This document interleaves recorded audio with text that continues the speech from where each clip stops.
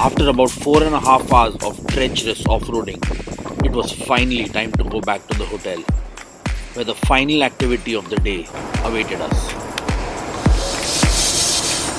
Day one, when I arrived at this hotel, every day at around 5 o'clock, they have a nature trail where they take you for a walk. I don't know what the walk's all about, but around the surrounding areas near the hotel. And every day, because of some activity that I was doing, I couldn't do this nature trail, and that's what I'm waiting at the hotel lobby for now.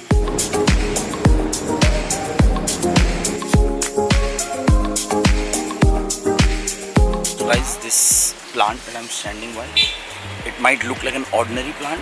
It's actually a cocoa plant, and that you can see, those fruits have the cocoa in it, which we eventually put and eat in chocolates.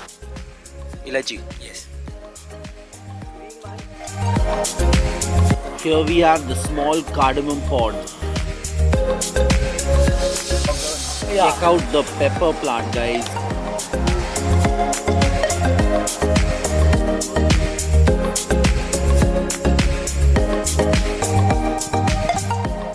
Just walking amidst the tea plantations that they brought us in.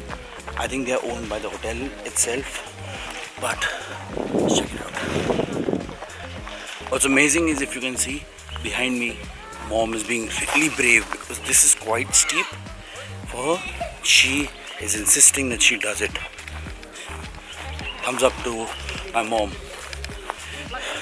Adventurous, just like me. The top over there, from all the way there, we've come all the way here. Thumbs up to mom, who's actually braving all this.